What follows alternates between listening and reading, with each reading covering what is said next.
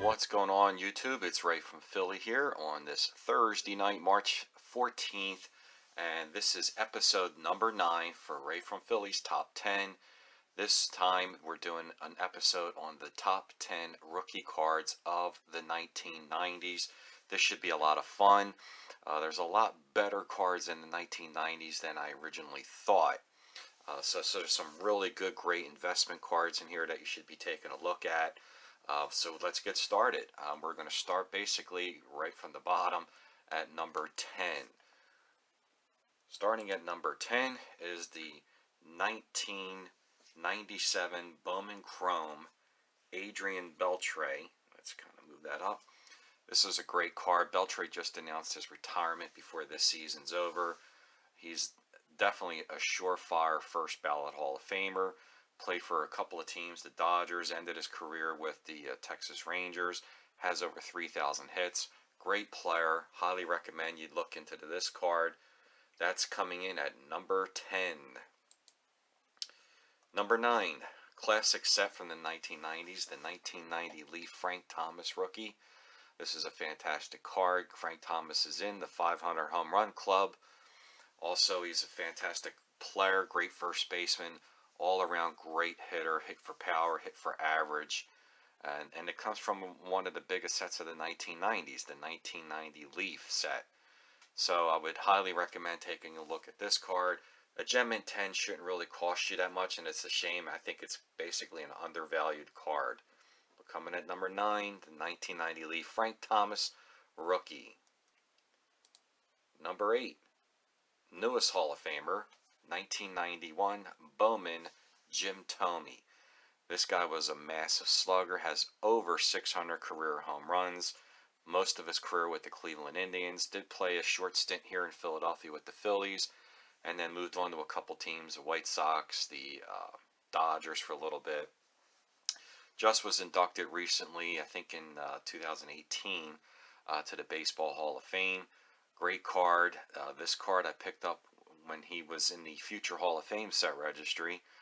For a Gem Mint 10 at the time was about $40. It's more than doubled in that price right now, but it's still a great value. Coming in at number 8, the 91 Bowman Jim Thome. Coming in at number 7, another Hall of Famer that went in the same time as Jim Thome is the 1991 Topps Chipper Jones. This card's also part of the 300 Great Baseball Cards of the 20th Century by Mike Payne. All-around great player, played third base, played center field for the Atlanta Braves. You don't see too many players that can play their whole career with one team, and he sure did. He is a switch hitter, has over 400 career hits. So yeah, number 7 is the 1991 Topps Chipper Jones. Coming in at number 6, newest Hall of Famer, guy was just inducted or just nominated this year, the 1997 Bowman Chrome Roy Halladay rookie. This card in the Gem Mint 10 a few months ago was still a very expensive card. It was over $200, but since he's been nominated in January 2 months ago, it's more than doubled. So this card in a Gem Mint 10 is roughly about maybe even $450. I would recommend probably going with a grade 9, which even that has gone up in price. But nonetheless, Roy Halladay, fantastic player, pitched a perfect game with the Phillies and a no-hitter in the playoffs. So coming in at number 6, highly recommend getting this card, the 97 Bowman Chrome, Mr. Roy Halladay. And I just love 97 Bowman Chrome. It's just got a great look to it. I love the borders on this as well. Great card. Same as the Beltre rookie. Coming in number 5, the 94 SP A-Rod rookie. This card was huge years ago. It has taken a dip. Nonetheless, I do believe that eventually he will get into the Hall of Fame in due time. And he's still a popular figure in the baseball world. He was a great player, started his career with the Seattle Mariners, then played with the Texas Rangers, went to the New York Yankees, won a World Series in 2009, has over 3,000 hits, has over 600 career homers. How can you leave this guy out of the Hall of Fame? I know he did have a PED substance abuse situation, but in due time, I do think that he will get in. Love this card. This was a classic card that came out, and it will bounce back, but I still highly recommend to get this card now. Gem Mint 10 is really expensive, but you know, you can get a PSA 9 for a decent price. So coming at number 5 is the 94 SP A-Rod rookie.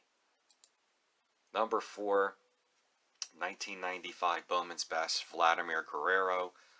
What can you say about Guerrero? This guy was just a stud hitter, had a great arm from right field. Started his career with the Montreal Expos, went to the Angels. Just a fantastic player, well over 400 career homers.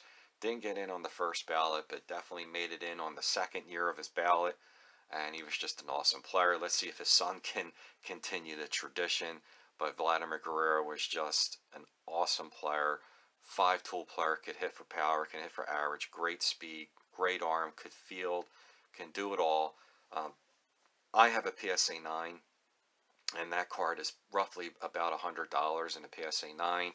A 10 is way up there, so you might want to think about getting the PSA 9 card, as the 10 is certainly gone out of reach, but it will continue to grow as over time. Let's head in now into the final top 3. At number 3, the 1992 Fleer Update Mike Piazza rookie. A local boy from around the Philadelphia area. Mike Piazza was probably one of the greatest offensive catchers of all time. His defense was somewhat suspect, but man, could this guy hit. Could hit for power, can hit for average. I think he retired as the all-time home runs leader for catchers. You know, played his career with the Los Angeles Dodgers, had a long career with the New York Mets. Fantastic player, made it into the Hall of Fame. I'm going to say it was 2016. Great player, coming in number 3, 92 Fleer Update, Mike Piazza. Number 2, man that was just nominated this year, that will be going in later on this year. The all-time greatest closer, the 1992 Bowman, Mariano Rivera. This card in the Gem Mint 10, forget about it, it's already gone way out of reach. It's a few $100s in a Gem Mint 10. So is a PSA 9, that's a couple $100s as well, and it continues to grow. He's the all-time saves leader, pitched his whole career with the New York Yankees, won a few World Series. And that's the whole key here too, is when you have a player that plays for a marketable team like the Yankees, it does his hobby well. So coming in at number 2, Bowman Mariano Rivera. And you can probably guess where I'm going here at number 1. Yes, the 1993 SP Derek Jeter rookie. This card in the Gem Mint 10, there's not too many of them. The pop is very, very low on this card. And recently a Gem Mint 10 sold for $99,000. PSA 9 is a couple of $1,000s. I have a PSA 8, and that is going for roughly about $400 for a PSA 8.